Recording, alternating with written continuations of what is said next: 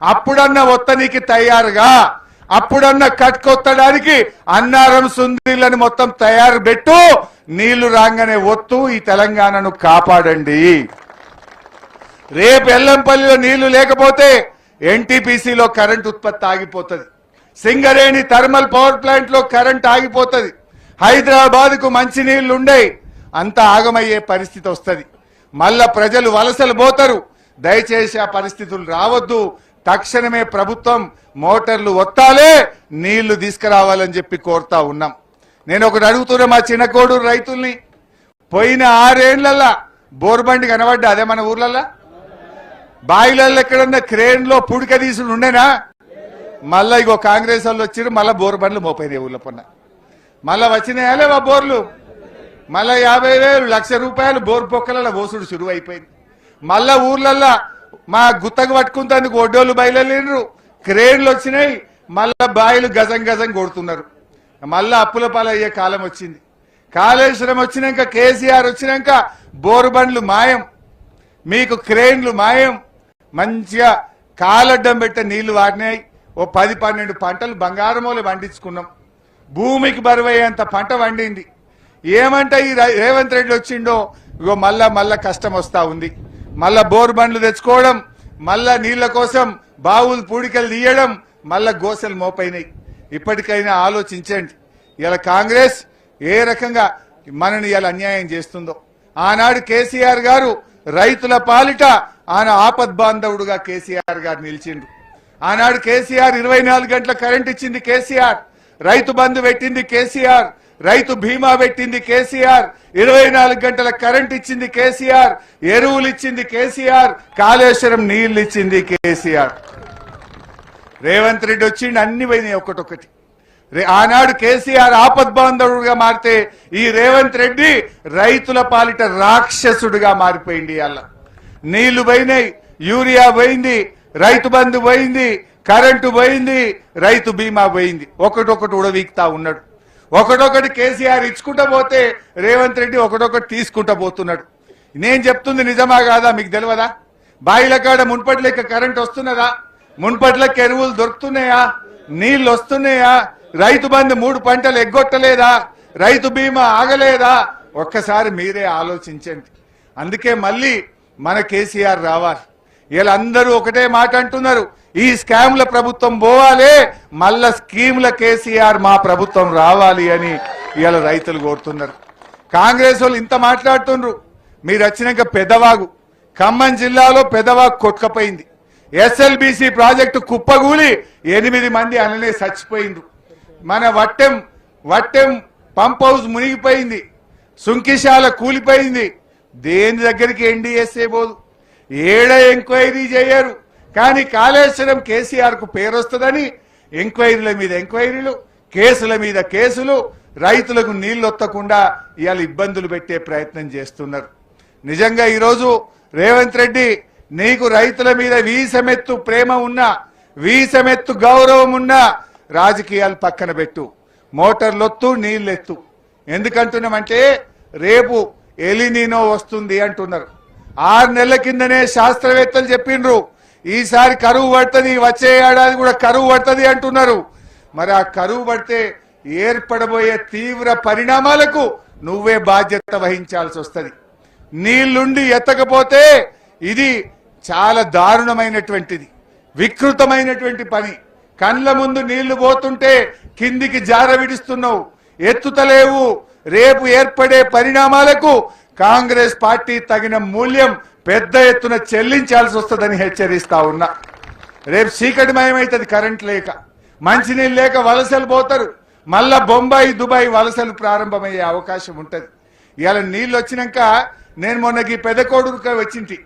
మొన్న పెదకోడూరుకి వస్తే ఆడ మహారాష్ట్రకి వెళ్ళి ఆడోళ్ళు వచ్చి గుత్తకు పట్టుకొని నాట్లు ఎత్తురు. ఎందుకంటే మనం బతకబోయినాం. ఇప్పుడేమో మహారాష్ట్ర, బీహార్, జార్ఖండ్కి వెళ్ళి ఆడోళ్ళు మొగోళ్ళు వచ్చి 5,000 ఎకరం గుత్త పట్టుకొని మన దగ్గర వేసిపోతున్నారు. ఒకనాడు మనం బతకబోతే ఈ కాళేశ్వరం పుణ్యమా అని ఎక్కడెక్కడోళ్ళో ఈ సిద్దిపేటకు, ఈ ప్రాంతానికి బతకొచ్చేంత గొప్పగా బీఆర్ఎస్ పార్టీ కదా తీర్చిదిద్దింది. ఎందుకంటే మనకే పని దొరకకపోవు నీళ్లు లేక. ఇప్పుడేమో మనుషులు దొరకక బయటకెళ్ళి మనుషులు తెచ్చే పరిస్థితి ఈ రంగనాయక సాగర్ కదా తెచ్చింది. ఈ గోదావరి నీళ్లు కదా మన రూపురేఖలు మార్చింది.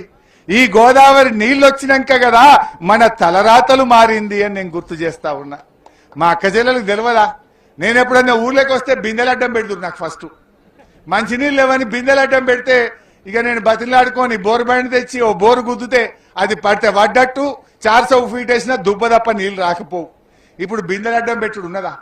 కాలడ్డం పెడితే నీళ్ళు వచ్చేటట్టు చేసుకున్నాం కదా. గా నీళ్ళ కరువు లేకుండా చేసుకున్నాం కదా. కానీ ఇలా రేవంత్ రెడ్డి వచ్చినాక మళ్ళా పాత రోజులు తెస్తున్నాడు.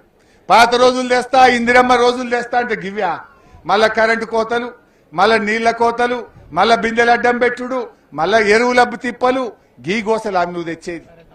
ఇవాళ దయచేసి ఆలోచన చేయండి. ముఖ్యంగా ఇలా ఈ ప్రభుత్వాన్ని మనం హెచ్చరించేది ఒకటే, బేషిజాలొద్దు. దయచేసి నీళ్ళు ఎత్తండి. ఏం కాదు, ఏదో భద్రాచలం కొట్టుకపోతుందని తిక్క తిక్క మాటలు మాట్లాడకు.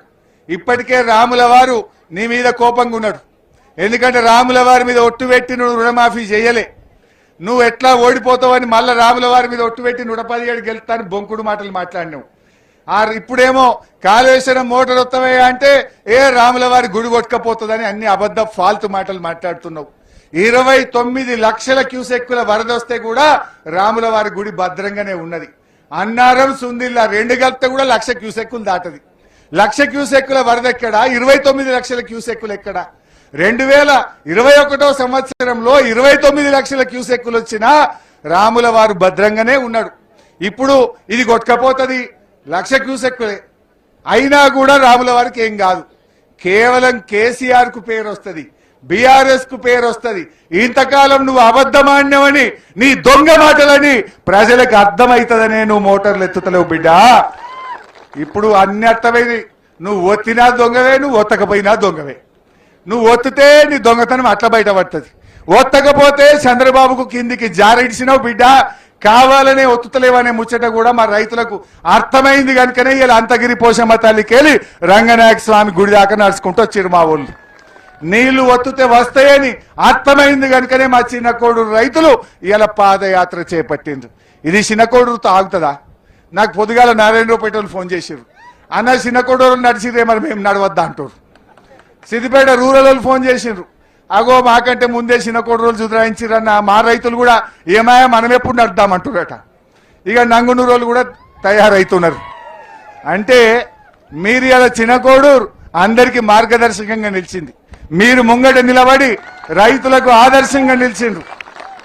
ఇవాళ మా గౌరవ సర్పంచులు, మా మండల నాయకులు, రైతు సోదరులు కష్టపడి విద్యార్థి విభాగం, యువజన విభాగం పిల్లలు ఎవరెవరైతే ఈ పాదయాత్రను విజయవంతం చేసిండ్రో వారందరికీ నా హృదయపూర్వకంగా అభినందనలు, కృతజ్ఞతలు తెలియజేస్తా ఉన్నా.